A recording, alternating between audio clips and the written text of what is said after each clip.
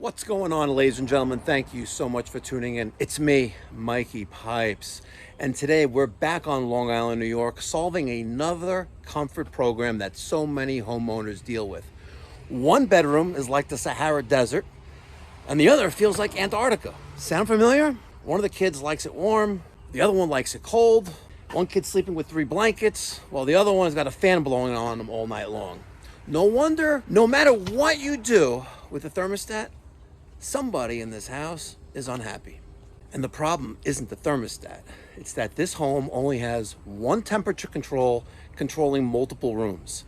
And every room has different heat loads, different sun exposure, and different comfort needs. So today, we're installing a 2-zone ACiQ ductless mini split system. Each bedroom gets its own indoor unit with its own remote control and its own independent temperature. No more fighting over the thermostat, no more sacrificing one room just to make another comfortable. We're gonna walk you through this installation from start to finish, share some professional installation tips along the way, and explain why inverter-driven ductless systems have become one of the favorite solutions for homes that have hot and cold spots. Let's get to work. What's that? It's gonna be above the window. It's gonna be above the window?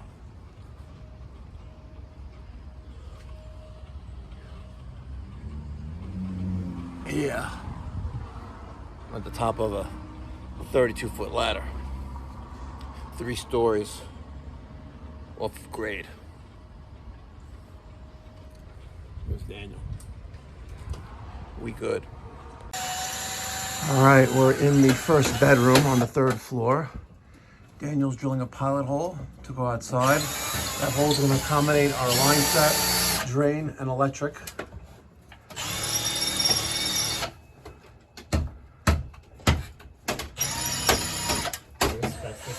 Here. Hopefully not.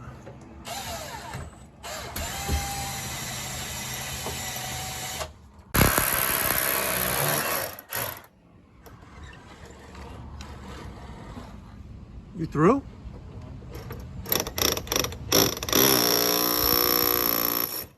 Damn, right next to that other line set. All right.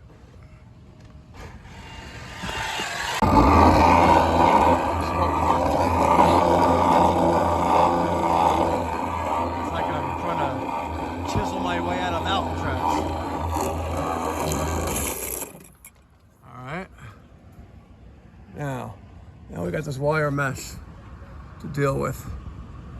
Maybe bust through that with that drill.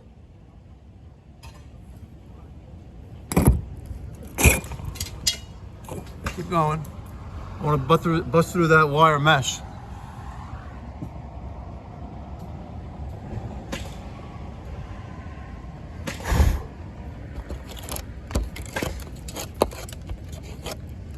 Crazy.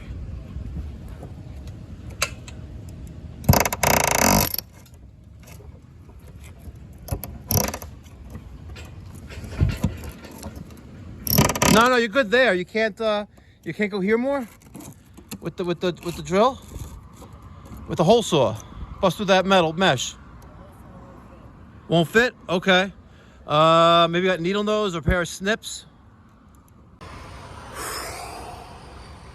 87 degrees at 8:42 in the morning. We have a hole drilled. Normally we have 2 units on the wall already and we're running line set outside, but this house sure put up a fight. Crazy. But we chiseled our way and we good. All right, 9:45. We got Derek up on the ladder. Literally 1, 2, 3, 4, 5 pieces of line set covers, line hide, just for that 3rd floor wall unit on the wall. I got Derek up on the ladder. He's putting on the line hide coupling cover. And I was just saying off camera how the last time I had Derek on a ladder messing with some line hide, I yelled at him and he quit the next day. But now he came back, so we're good. He's learning. But folks, what would you do? Derek knew we were doing a ductless mini split today, and the flaring tool, the Navic flaring tool, the manual flaring tool that I gave him, He did not bring it. It's in the car. What would you guys do? All right. Single 9. Here is the other 9. All right, ladies and gentlemen, it is 11:40. Did not really record much. We have 455.5 on our low side of the manifold and 453.6 on the high side of the manifold. That's circuit 1 and 2, both charged with nitrogen. We went up, across, and then up, and there, straight down, across to here. Now we're gonna task Derek with straightening out this the line set and the wire. Get some zip ties, Derek. Zip tie it to that round conduit that's back there, because there's a lot going on back there. There's a lot, so we won't be able to get a line hide on there, but we got a nice line hide there. And temporarily we're taking power from the second floor condensing unit. The electrician will be here later in the week, but we are putting the surge protector on right there. Daniel's wiring it up. You okay? Struggling. Trifling here today, folks. Trifling experience. And then we had to deal with this system, which when we got here was frozen. And for some reason we found the 3 amp fuse on the air handler control board blown. Don't know why. We checked for shorts, didn't see anything with there, but the coil is now thawed out. Thank God we got this tent, because we would be baking in this 90-degree heat. All right, we are now vacuuming down the last circuit.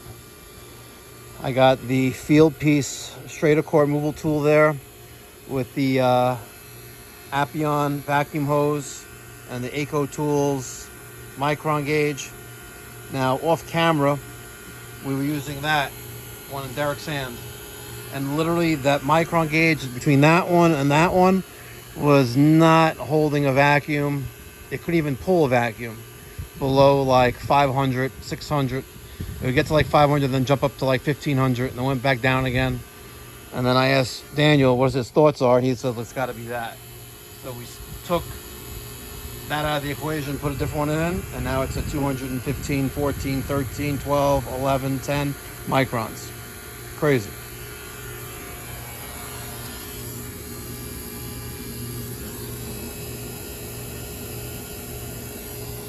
See? Holding the vacuum. Dropping. And it's closed. It's crazy. And we even got the nitrogen out again with the Daniels digital manifold. S-Mans. Fisher-Price S-Mans. 230, 220, 210 microns and dropping. All right. We're going to let this sit for a few more minutes, dump the charge. We'll get some bolts and bolt this thing down to the pad and have a nice day. All right, folks, I'm sorry I didn't get much footage. It's 97 degrees out right now, and it is 15 minutes to 1 o'clock in the afternoon. Here's the outdoor unit. Looking gorgeous. No, that's not a dryer vent. Dryer vent's over there. Doesn't really matter. It's a self-cleaning coil anyway. Threw on a surge protector there. Line set for that second floor left rear bedroom. Line set for the third floor front left bedroom all the way up there. Got it done, folks. Here's that 9,000 BTU unit, second floor, left rear bedroom.